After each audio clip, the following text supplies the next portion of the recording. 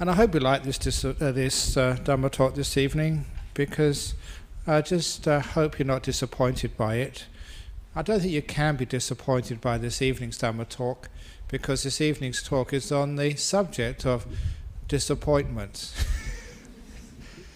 It's something which keeps on coming up in people's lives, which makes you upset, because how many times you've been disappointed? I'm sure if you ask, some of my family, they're really disappointed in me becoming a monk. I could have done so much other things. Certainly some of my old girlfriends were disappointed. What, become a monk? You should have married me. And I'm sure the government is disappointed in me, especially the treasurer, because I've made no contribution at all to the economic welfare of Australia in the 26 years I've been here. I haven't done anything. I haven't paid any tax. I say that quite sort of on air, so it doesn't really matter because I haven't earned anything. So I must have been a great disappointment to the economists of Australia. But some people here, hopefully you think I wasn't a disappointment at all. But why is it that sometimes people look at life and they feel disappointed? Why is it that things happen in your life and you feel, oh, why did that happen and why did it happen to me? It's not fair. And looking at disappointment and just how it takes away the happiness and the joy and the energy of your life. It's one of those forms of suffering which as a Buddhist we can look at, understand, and through the understanding of it we can transcend and be a person who's never again disappointed in life. Wouldn't that be a wonderful thing? To be someone who's never disappointed at all, ever again. So, what is the cause of this terrible thing called disappointment? And of course, number one, expectations. We expect so much of each other. We expect so much of life. We expect so much of ourselves. And that's the first reason why we get disappointed. Now come on, you've all been alive long enough to know the rules of the game. Your football team can't always win. The person you want to win the election can't always win. You can't get what you want in life. And so there is actually one way of actually getting what you want in life is not to want anything. Then you always get what you want. Figure that one out and then you know how to be happy. But we always tend to have expectations which are totally beyond what life can give us. And so no wonder that we get disappointed. And of course all those expectations. That's what advertising does for you. When you buy that new car, then you'll be happy ever after. When you buy the bigger house, you just pay off the mortgage, then you'll be happy. When you find your soulmate in life, even last week someone said, they're looking for their soulmate. Look, we Buddhists don't believe in a soul, so how can you have a soulmate? Come on. Because we always think there's a person made for me up in heaven. There's someone who was meant for me. And come on, you've been watching too many movies, reading too many Mills and Boon books. It doesn't work. Just ask someone who has been married, and they will, and they will tell you. Now, I remember this one story of disappointment which I read the other day about the person who was, they found him just in Calcutta, and he was weeping over a grave. And he was just so disappointed. Why did you die? Why did you die? Why did you die? And someone came up to him and said, what's wrong? They saw it was a male grave. Is that your son or your father? He said, no, I'm just so disappointed he died. Well, who was he? And he said, he was the husband of my present wife, the former husband that was. Why did you have to die? Why do you have to die? I got that from a joke book. Amazing just how many Buddhist things you get from joke books. But the reason is sometimes when you go into a relationship, into a marriage, you have all these expectations, which are just totally beyond reality. Mostly because of movies, books, and just wishful thinking. And our problem is once we are not grounded in reality, you know what the Dhamma means? Actually reality, truth, the way things really are. And once we're not grounded in that reality, we're just opening ourselves up for disappointment. So one of the greatest ways of overcoming disappointment is actually understanding life and understanding how much it can give, and not ever expecting more than life can give you. In other words, reading the contract, knowing what a thing can do. And I mention relationships very often because so much suffering comes around relationships. If you've got a partner in life, don't expect too much of them. Even better, don't expect anything at all. That was another story I read in the same book where that previous story came. This husband and wife, they've been together for a long time. And he was saying, look, there's nothing I wouldn't do for my wife. And there's nothing my wife wouldn't do for me. That's how we live, doing nothing for each other. You see, I'm a monk, that's why I got negative, not really negative about marriage, but what you're really saying, that's just a little joke. But when we expect so much of our people we live with, and also when we expect too much of ourselves, that's just opening up for disappointment. So when you lower your expectations, it's not the fact that you don't reach so high in life. It's not that you don't work with that person to try and improve them. What you're actually doing is you're working with a relationship. You're working with life as it is by understanding it, understanding how much you can do. And so you're never going to be disappointed in life. I remember just in my years as a monk that I once managed to see one of the great monks in our tradition. He wasn't I'm not talking about a Thai monk, this was a German monk, Venerable Nyanaponika. I only saw him for one day in Sri Lanka many, many, many years ago. He's translated many books. But there's a few sayings of that monk, which I don't think he wrote down in any book. But one thing I always remember to him, he said, look, at the end of the day, and I don't mean the end of the day like politicians say, I mean the end of a real day, like 24 hours just before you go to bed. Now he said, well, at the end of such a day, if you go to bed at night and thinking you've done the very best you could possibly do, then you should go to bed happy and peaceful. It doesn't matter what you've achieved or what you've failed or how many disappointments or successes you've had in life. If you've done your very best, you look back and see that's as much as I could have done, then there's no reason for any disappointment at all. And actually it wasn't Venerable Jnana Taloka, it was actually another monk, Venerable Jnana Wimala, so another German monk. He's a very great monk who I once met. And I must say that he gave the best Dhamma talk I've ever heard in my life, and just by chance going to visit him in a small temple in Colombo some years ago. He's dead now. But anyhow, just that little saying always remained with me. At the end of the day, it doesn't matter whether you've succeeded or not, if you've done the very best, then you don't need to feel disappointed. What that is actually doing is understanding the nature of life. The nature of life doesn't mean that you can succeed in your goals. In fact, the goals which you set, trying to achieve things, trying to get things, trying to have a good relationship, it doesn't matter if you succeed in your relationship as long as you succeed in trying. It's in the trying where you find success. And it's in the trying that you will never be disappointed as long as you've given it your very best. And what does it mean by giving it your very best? I mentioned this some weeks ago.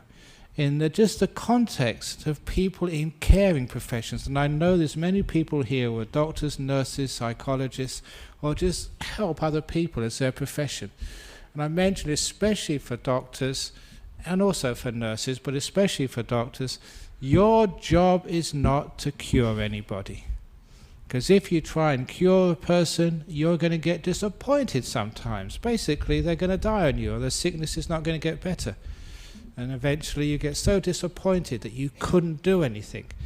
But if that is your goal, to cure, you are going to get disappointed. And the reason is you're expecting something which life can't give you. People are going to get more sick. They are going to die. That's reality. But you're also missing the point of life. And it's understanding Dhamma, the truth. You understand what the point of life. The point of life is not to cure. It is to care for people. And if doctors, nurses, psychologists or psychiatrists or anybody, if you made that your main priority to care, then you'll never get disappointed in life. Because that's something you can always do, to care, but you can't always cure. In the same way, in a relationship, husband and wife, you can care for the relationship. You can put your best into it, do as much as you possibly can. But sometimes those relationships aren't going to work. They are going to split up. It's just not meant to be, or karma, or whatever you call it. But as long as you put your very best into that relationship, you've cared for it, then you won't be disappointed. You've done your very best. At the end of the day, you think, well, I tried my best, it just didn't work out. Great, wonderful, well done. You should feel at peace and happy with yourself. And so you can see the goals is not just what people say in the world, having a long relationship, or getting the degrees, or becoming rich, or becoming enlightened, whatever that is in your mind. The goal of life is actually to care enough to put the energy into this moment. As I keep on saying, the priority is the process, not the destination. So it's how you do things. So as long as a doctor, you're caring, as long as a wife or husband, you're giving your best to the relationship, then if it works, it doesn't work, you're not disappointed because you gave it your best. I know that sometimes people listen to how I talk and say, oh, Ajahn Brahm, you're just too relaxed, you let go, too much. How can you ever be successful, when you don't pursue excellence? And look at our Buddhist society. This is one of the most successful Buddhist societies, I would say, actually, in the whole world. How many people come here to listen to talks? And these talks, not just the people who listen actually here in this hall, but these talks go out on the internet. This, was it 20, 30,000 people listen to each talk after 1 week? This is highly successful. So, but how does that, you never actually try to do this. Is never your goal, if you're giving a talk, to see how many more people you can reach. The whole purpose of the talk is just to care for this moment, to put as much energy as you possibly can do into this moment, giving a talk, caring for each other. And if you just do that, caring for the process, now that's actually where you're more likely to be successful. And if you give a talk and nobody turns up, or nobody listens, or everybody walks out, and actually people used to do that in my early talks. It's true. I remember that we had, I don't mind mentioning her, she's the current president of the Buddhist Fellowship in Singapore, Angie.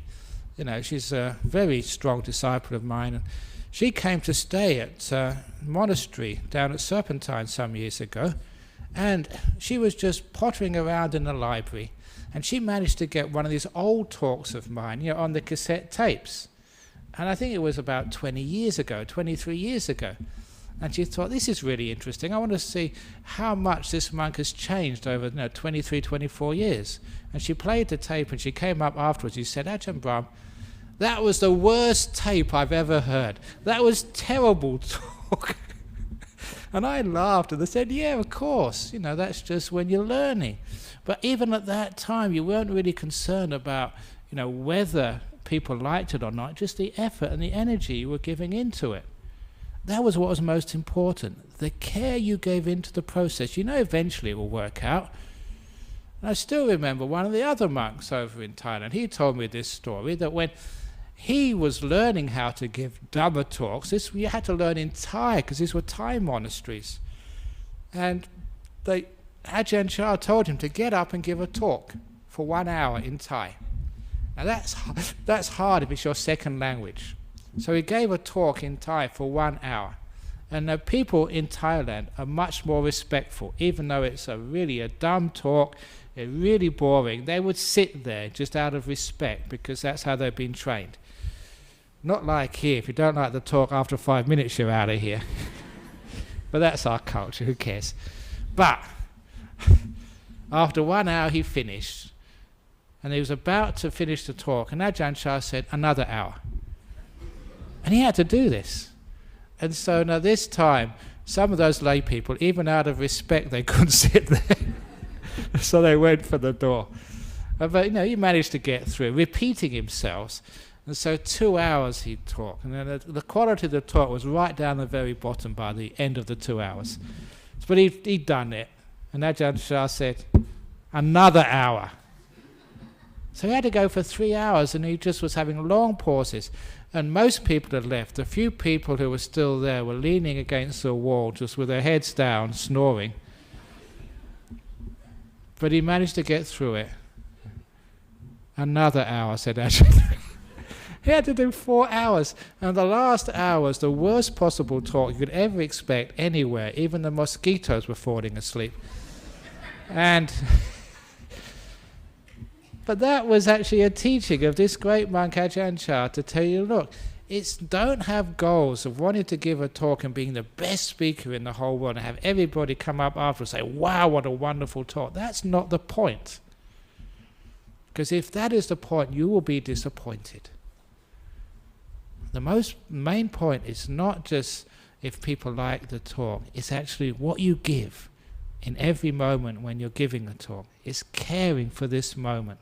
He said, now that is your goal. And if you make your goal that, then of course you're not disappointed, because that monk, he realized that he did give everything he had. But after 4 hours, there's not much left to give, but at least he gave what little he had left. People liked it, didn't like it. That wasn't the point. And later he became a great teacher. That's how you become a great doctor. You may lose many patients at first, but you're caring for people right now. And that's what you can do. And that's what you keep bringing up. By caring for the process, of course you get better and more skilled as you go along. So that's the same in relationship. You know, you care for the moment. You put your energy into trying your best. The chances are that your relationship is going to get better as the years go on. Because actually you're developing it, you're growing it. You don't expect anything. Because you don't expect anything, you're putting energy and effort into it. Our problem is if we expect, yeah, well, now we're married, now it's going to be okay. And of course people take each other for granted. They take the relationship for granted, don't put any effort into it. They don't care about it anymore. They think that once you've got the rings on it, it's the same as handcuffs and you can't get away from each other anymore. No, the rings aren't handcuffs, even though they're circular and they've got something to do with handcuffs, and you've got one each. But unfortunately, there's no sort of chain between the two of those rings. But nevertheless, we think sometimes we don't need to put any effort and energy into it, and that's the problem. So the goal of our practice as married people, single people, doctors, street sweepers, unemployed, monks, whatever, our job is actually to do the very best we can in every moment, to care for this moment. And of course, then you don't get disappointed. Because when we get disappointed, it's not just only expecting, but having the wrong priorities in life. You know, do you expect to be wealthy? Do you expect to have lots of possessions? Sometimes some of you come from overseas, you study over here, and sometimes your relations, or you really think your relations, they want you to do well. They want you to go back to your home country later on and say, look at the house I've got, look at the money I've got, and then you're at success. No. Look, I migrated over here from Thailand, and look how much I've got. 26 years and nothing. Nothing in my bank account, no property, no kids. My goodness. By all worldly standards, I'm a big failure. 26 years. I haven't even got anything in my superannuation fund. I've got no superannuation at all. My goodness, what a failure. But of course, you know that I'm a very happy monk, and I've got really huge number of good friends. So, sometimes you say I'm a successful monk. But you can see why. And it's not because of possessions, of wealth, of how many kids you've got, or how many businesses or shares you've got. That's not the measure of success. And so if you measure success by those things, you're opening yourselves up to disappointment. I know many of you were very disappointed when the stock market fell. Oh. Many of you get disappointed that when your lover leaves. Many of you get disappointed just when you lose that promotion at work. Now, is that the meaning of life? Is that worth being disappointed about? And when you look at it, that's what the world wants you to be disappointed about. That's what the world says is success or failure. but you look in the spiritual world and you know this is a truth. That is not the measure of success or failure. As I said, as long as you put your very, very best into that company you started, into those investments which you had, into that monastery you've built, as long as you put your very best into it, that's enough. That is success. And it means you don't need to be disappointed. Good example of just talking about monastery. Those of you who've been to the monastery where I live, in Serpentine, Bodhinyana Monastery, you all know that I was there from the very, very beginning. And you all know that, I've said this in that little book, when I first went to that monastery, the first night I was there, I had a door which I slept on. There was 3 bricks in each corner and a door. We only had 2 doors in that monastery, so we didn't sleep on the floor because there's lots of insects and animals that go biting you at night. It was this time of the year, just in January, hot, and I was on the door. We only had 2 doors.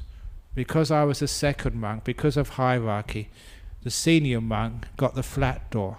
I got the ones with the ribs on it, it's just these houses had the ribs on the doors. It's true, I'm not making it up. So I had ribs on the door.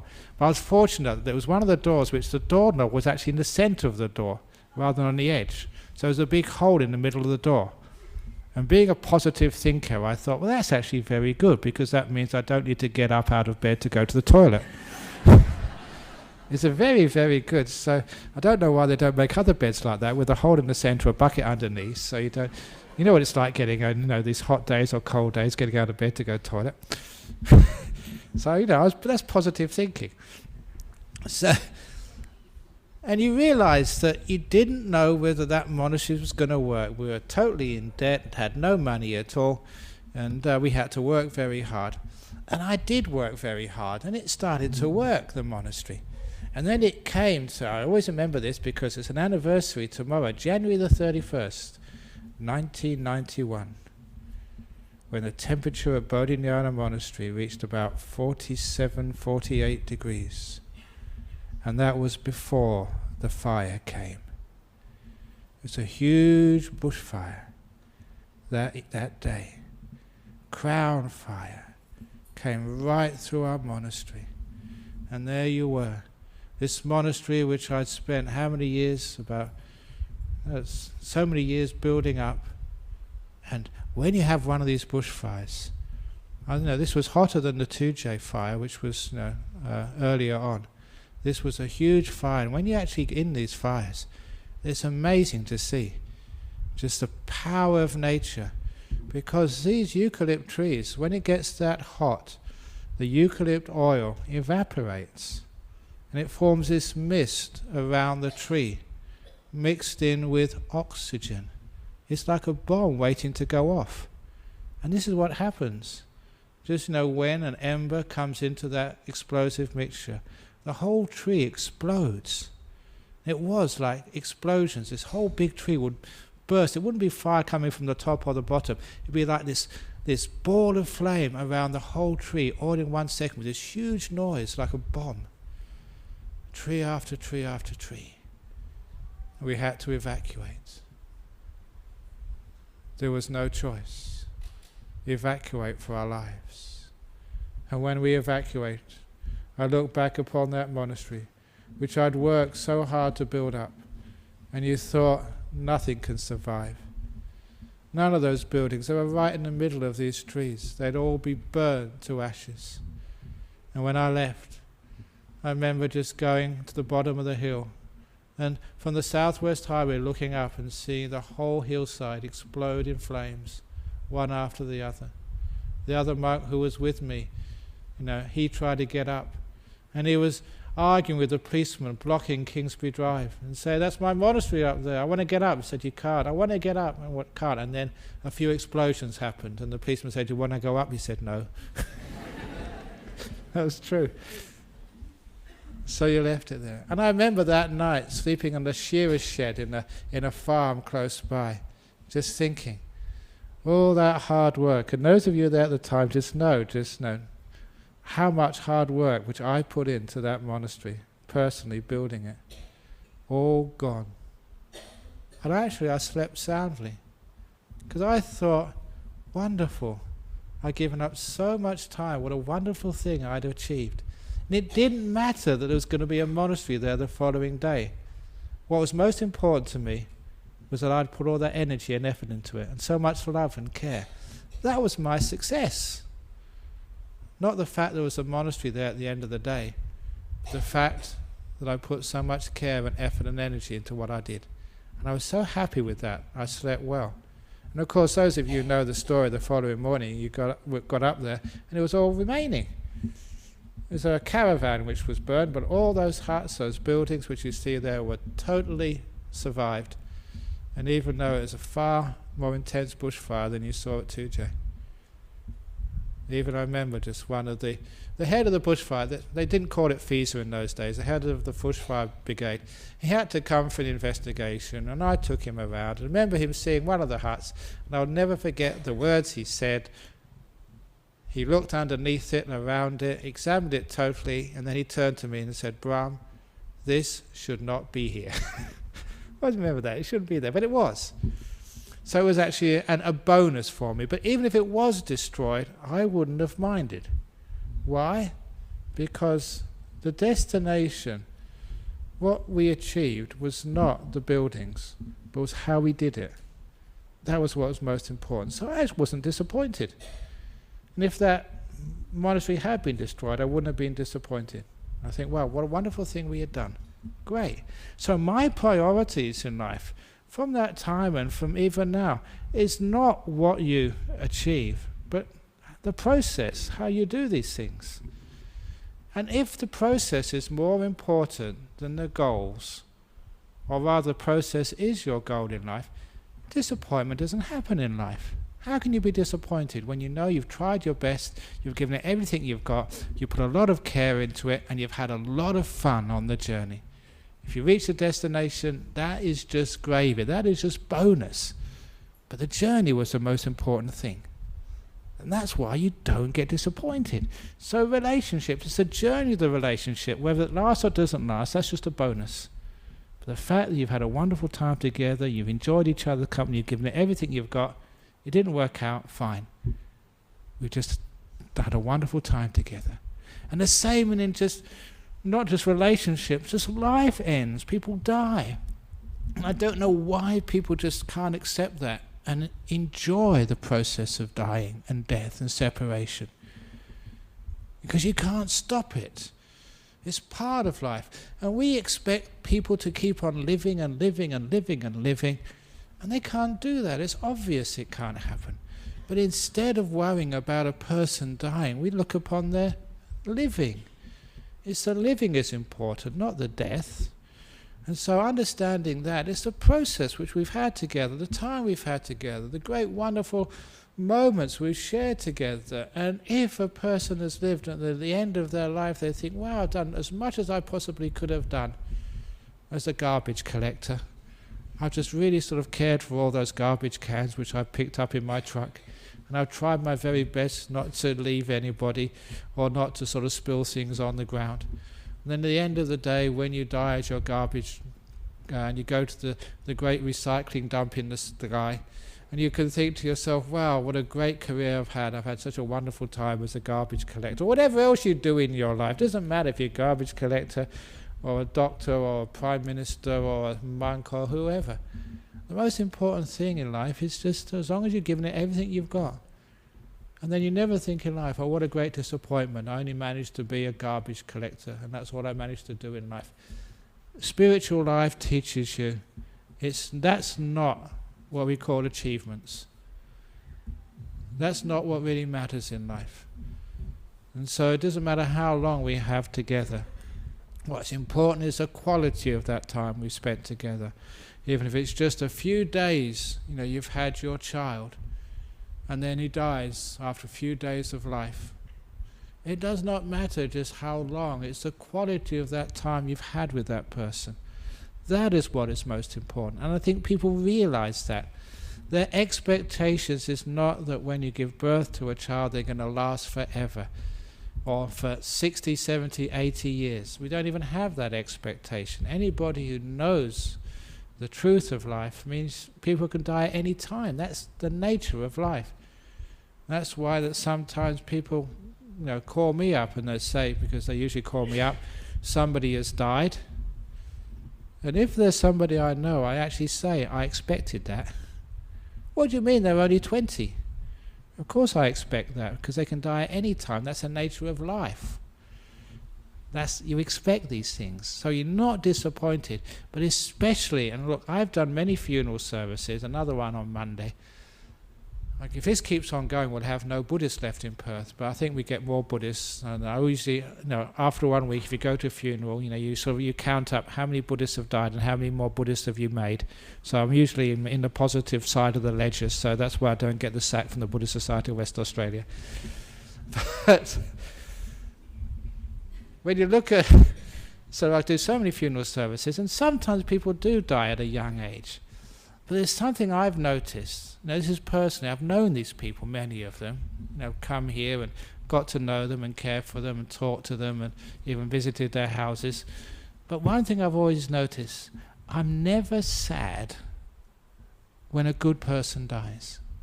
And it doesn't matter just how long they've been alive, 6, 7 years of age.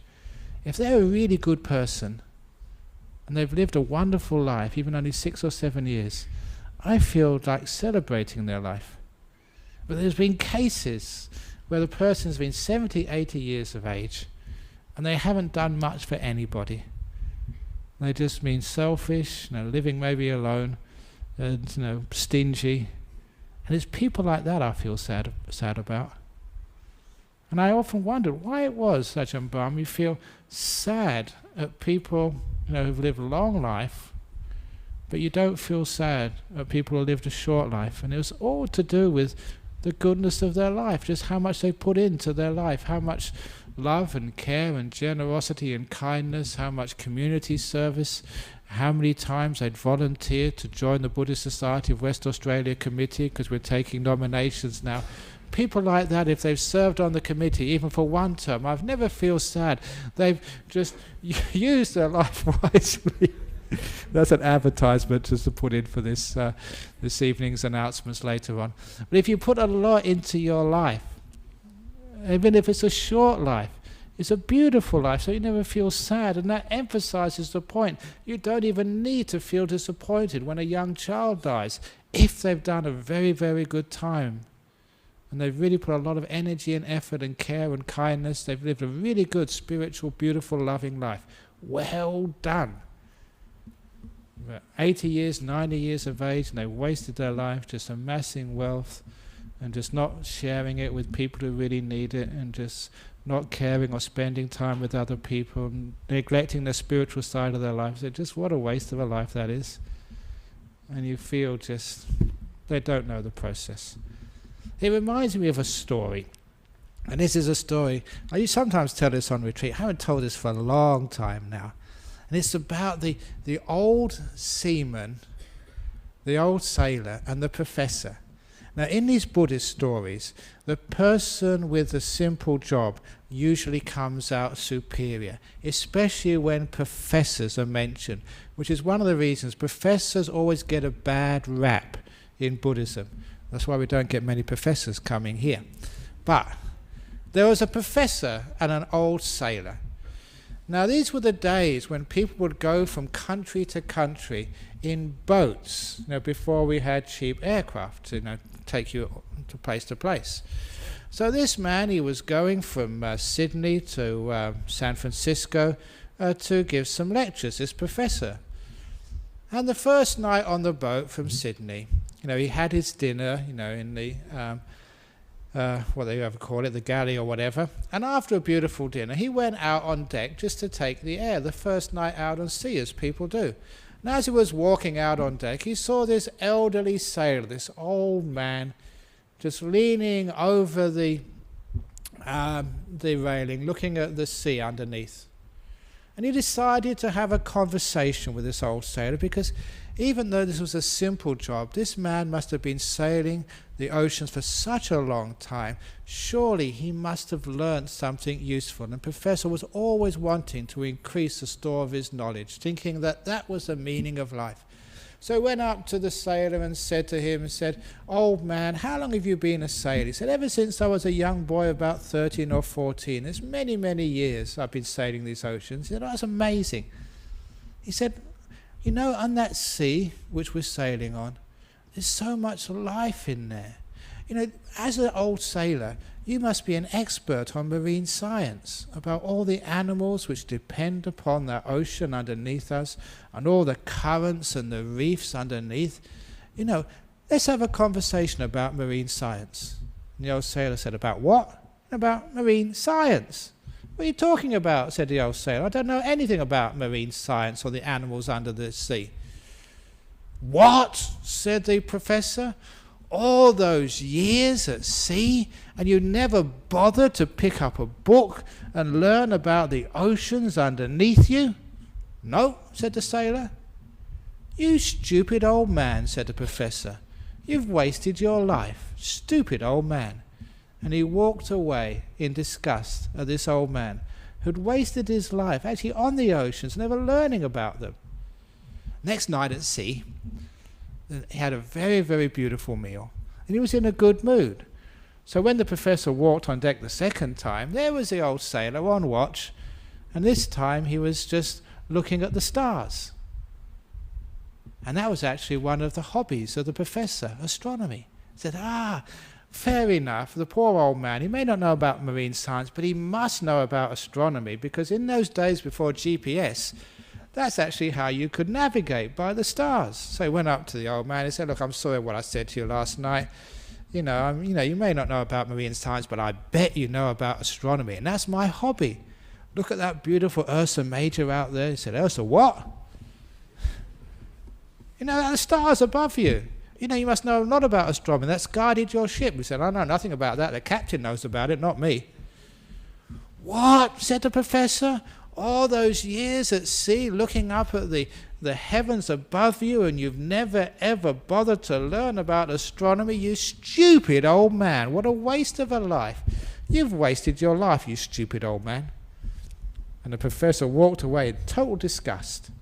Now the third night at sea, it always has 3 in Buddhism. Actually, it has one more, but I'll come on to that later. The third night at sea, now the cook made an amazing dinner. It was just so delicious. Straight away it put the professor in a good mood. And when he went up to deck, it was one of these balmy nights over the ocean. Just a gentle, almost fragrant breeze was wafting over the ocean. And it was such a beautiful evening. The professor said, "Oh, come on, I'll give this old sailor another chance." Because the professor was a professor of meteorology. And he realized sailors may not know about marine science, or just ordinary sailors may not know about the stars, but they must know about the weather. Because it's the weather, the power of the winds, which drives these ships. And if there's a storm, that could sink the ship. So the weather is one of the most important things for the sailor to understand. So he went up to that sailor and asked him, he said, "Look, I'm so sorry. I was in a bad mood the last 2 nights, and I misjudged you. Sure, you may not know about marine science underneath you or astronomy above you, but I'm sure you must know about meteorology, about the winds, the weather which drive the ship, which could ruin the ship or give it safety. Let's talk about meteorology." "Meteor what?" said the old sailor. "About the winds and the storms." "I know nothing about that," said the sailor. "I'm just a simple sailor man, that's all." "What? What? You stupid old man! You dummy! You nincompoop! All those years, what a waste of a life! You just wasted your whole life, you stupid old man," said the professor, and walked away. And he decided he'd never ever talk to that fool again. 4th night at sea, he never went to the galley for dinner, because it was one of those nights at sea which were rough. And he suffered from seasickness. Putting anything in your stomach would just come out again afterwards. So he stayed in his cabin. And as the night grew later and later, the storm got worse and worse. And in the ship you can actually feel it because the boat starts to rock and rock and rock, and you can feel the waves bashing against the hull of the ship on the other side of your cabin window. And it was a very rough night, and the storm got worse and worse, and it reached its peak about midnight when he heard this big crash on his... Shut up, dogs. You don't need to get excited. He had this big crash. And he was scared. And after the crash, there was a few moments of silence. And then he heard people rushing and running around outside his cabin door. And in panic, he opened the door. And who was running right outside? The old sailor. And the old sailor paused for a moment. And he looked at that professor and said, "Professor, in all your years, have you ever learnt about swimming?"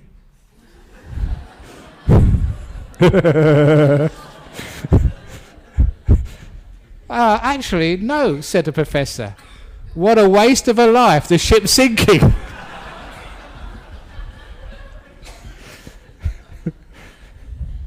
And the moral of that story is, you stupid old professor, it's okay to learn about astronomy or sort of marine science or even meteorology if you're a sailor, but the most important thing to know as a sailor is how to swim. And the moral of that story, the most important thing to know about life is not about electronics, driving a car, it's actually how to swim, to keep your head above water in the uncertainties of life. Yeah, there are calm days in your life. There are storms in your life. But have you learned how to swim in case your ship sinks? You lose all your money, your partner leaves you, someone dies, the stock market crashes. If you can't swim, then disappointment will sink you. So what do we mean about swimming? It's very simple. Knowing how to care, to have compassion, to know what's really important in life. And then you'll never drown. Yeah, somebody dies. But you have this wonderful compassion to let them go.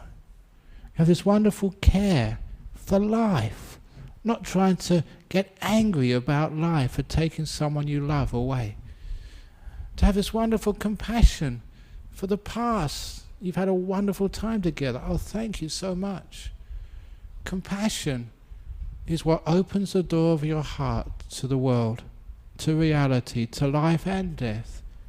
And if you open the door of your heart to life and you care for it, then you will always float. You know how to swim. And of course, disappointment never happens. Just like the doctor, you've cared and cared and cared as best you can, and the person has died. Beautiful. We've had this wonderful time together. I've cared for you and you've cared for me. We couldn't have done any better. You have swum. You have not sunk. Disappointment will never ever ruin your life. And that way we understand about what the most important thing in life is. The most important thing in life is learn the art of swimming, to keep your head above water, not to sink in the difficulties in life, because difficulties do come. Yeah, sometimes things go wrong in life. Things don't happen. People let you down. People you trusted and thought you were your friends starting to attack you. Things you don't get expelled from a monastery which you loved. Disappointment, no. I've done my very best. We tried our best, but it just didn't work out. We had a wonderful time when we were there together. Thank you so much. Then you will never sink in the difficulties in life. And don't think that being a monk you can run away from difficulties. You ask the sisters. You run away from difficulties by becoming a monk or a nun. And those difficulties run to the monastery after you. It doesn't matter. Sometimes I think I'm crazy being an abbot. I never wanted to be an abbot. I never wanted to be a boss monk. I had it all worked out when I was young because there was another monk here, Ajahn before, and I was number 2. It's perfect. I always say it's the car in front of the convoy that gets all the bugs on the windscreen.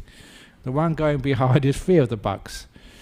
And so I always had the idea of being number two, tailgating another person. Who wants to be a leader anyway? Anyone who's a leader is just a dummy. Anyone who wants to be prime minister, that's why, just if you want to be a prime minister or a president, you must want your head examined. It's much better being number two or number three or four, whatever, because that way you don't have to, be out front taking all the flack and making all the hard decisions and stuff. But anyway, it didn't work out that way, because I was number two, tailgating, and then the head monk fell in love and left. It ended up being, that's what happened. So it ended up me having to take over. So but anyway, what happens as soon as you take over? Okay, not disappointed. It's not the plan, because all my plans never work out anyway. I don't know about you, what plans you had, what you thought you were going to do this year, last year. Even actually, when you build like monasteries or this temple here or whatever, it's always like the same way a forest builds. We're forest monks, and one of the reasons we're forest monks, we notice just how forest works, how a monastery grows. It just grows. What are we going to do today? Let's put the brick here, the brick there. Tomorrow we'll see what happens next. Okay, we do have plans. That's the plans actually for the council. But the real plans, we just adapt. Add a little bit here. That's a good idea. So we don't actually get stuck and attached to the plans. We want to sort of adapt them, as life evolves. So always responsive to every moment in life, rather than having this big plan of what you're going to do. So what are you going to do in your life? What's your plans for this year? Throw them away. Don't have any plans, except just to be kind and compassionate to this moment and see what happens. And then you're not just not ever disappointed. You're actually alive. You're interacting with life, rather than trying to sort of control life and fit it into your grand plan of what life's going to be for you. So, even building, we don't try and fit the huts or the halls to fit into the plans. We adapt as we go along, so it fits into life. And then one of the reasons I think why people like the idea of our monasteries, because they do fit into the natural environment, because they've grown with the environment rather than being plonked into something like something unnatural. And that's the same with your life. You adapt to life as it happens. Don't have a grand plan of where you want to be next year, where you want to be 10 years from now, 20 years, 100 years from now. Because whatever your plan is, I guarantee it won't work. It won't turn out as you wanted. That's, if anyone asks me what the meaning of life is, the unexpected. That's what the meaning of life is. Unexpected. You don't know where this is going to go to. You cannot predict it at all. So you just have to react to it as it happens and enjoy that process of reacting with kindness, not with disappointment. Big plans mean big disappointments. Kindness means the real success in life. Because with that kindness, with that mindfulness, attentive to every moment, what needs to be done right now? That's all I can do. Keep doing that. Learn how to swim. And then whatever happens, you always survive. So this is actually how I live my life anyway. And so whatever happens in life, you don't really get disappointed. You don't expect anything anyway. And also, if things don't go quite to plan and they're difficult, you don't sort of linger in negativity towards the past. Oh, I should have done this, or why did they do that? They shouldn't have done this. Life shouldn't have been like that. Never linger on the past, especially the negativity of the past. Things which you cannot change are not worth thinking about. You've got too much other business to be done to waste your precious time worrying about the past when you could be enjoying the present moment. Or the people who depend upon you, the time you want to have with other people. Don't live with the people of the past, because then you're neglecting the people of the present. So live with the people of the present, the person who's with you right now. There's that great little story in Opening the Door of Your Heart from Leo Tolstoy. The Emperor's 3 questions. When's the most important time? Now. Who's the most important person? The one right in front of you. The one you're with. And what's the most important thing to do? To care. It's a beautiful little story, which I saw as a student when I was at Cambridge from Tolstoy, which is a wonderful summary of this talk this evening. About how not to be disappointed, how to guide your life in the most beautiful, wonderful spiritual way. Don't worry about the past and get disappointed about what happened and why they did that. Maybe your husband and wife has mistreated you, broken your trust or whatever. I just leave that go. That's in the past. Don't carry that around. That just spoils the opportunity to be with that person right now and to see just another part of them. Don't define anybody by their past. Then you don't allow them to open up new parts of themselves in the present moment. A person is just infinite in what they are. That's why, because the Buddhist idea of no self means they're not definite, they're not pinned down. So don't ever think that your partner is an adulterer, is untrustworthy, is a liar, is a drunkard or whatever. No, you're only seeing a part of them, a tiny part of them. Let that one go. See in the present moment with kindness, and they'll open up parts of themselves which you never expected would be there. I've done that in my life with people who got really bad reputations. I keep on saying in prisons, that's where I saw the worst so-called people. But when you actually just forget about their past and see them in the present moment and be kind to them, it's amazing what they opened out to you. And just what beautiful people they were. And that's people in jail. And no matter what you think about your partner, they're not that criminal. Not yet. So you can actually see beautiful things in them. So if you have this present moment is the most important time, and don't be disappointed about anything which happened in the past. Be kind to this moment. That's the only thing you can do. And the person or the event, this moment in front of you. It's life, this moment, that's what's in front of you, not just a person. This is in front of you right now. Care about it, be kind to it, be compassionate about it, be with it. And in that kindness you will find you'll react, you will behave in such a beautiful and positive way. And in that successful process you'll find your life will get to another level, the spiritual level, where whatever happens in your life, whether you do become materially wealthy, have a beautiful relationship with other people, or just you're poor like me and have no wife, no kids, but still you'll have heaps and heaps of friends. You'll be the most successful person because you realize disappointment is not seeing things as they truly should be seen. Disappointment is stupidity, basically. And when you see things as they truly are, you're caring for every moment, putting your very best.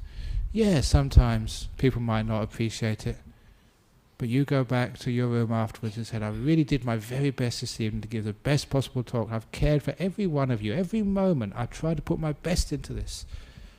I've swum, and therefore I will never drown. And I will never be disappointed, even if you walk out. And of course, no one actually did walk out this evening. A miracle. You see, it does work. That's my talk this evening on Don't Be Disappointed.